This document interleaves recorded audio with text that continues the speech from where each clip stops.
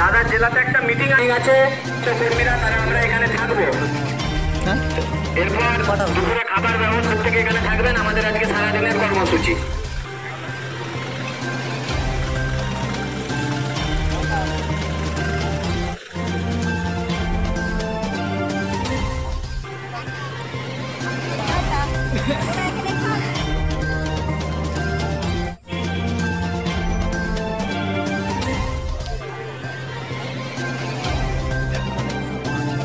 দেখলাম তো পরিদর্শন করে খুবই ভালো লাগা। কি চলবে না এই বিষয়ে?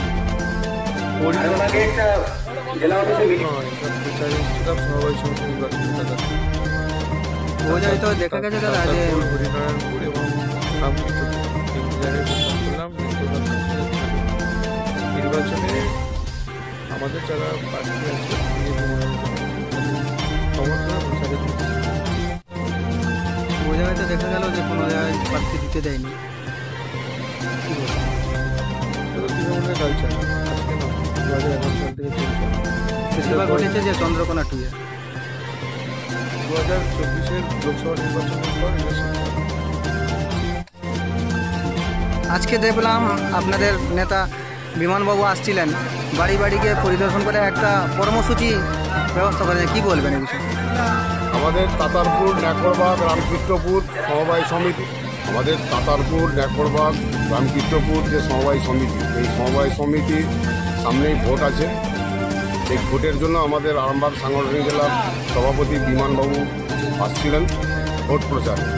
তৃণমূলের যে দুর্নীতি, সেই দুর্নীতির বিরুদ্ধে আমাদের ভোট প্রচার, যাতে ভারতীয় জনতা পার্টিকে ভোট দিয়ে সবাই জয়যুক্ত করে, তার জন্য আমরা বাড়ি বাড়ি গিয়ে সমস্ত ভোটারের কাছে দেখা করেছি।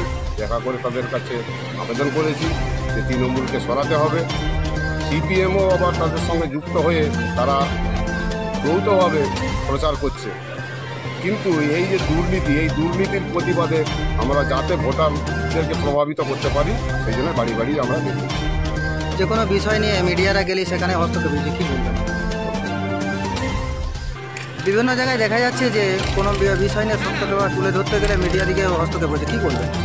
গণতন্ত্র হত্যা করাই যাদের একমাত্র কাজ, তারা ইচ্ছে ভালো কিছু করবে, এটা আমরা আশা করব।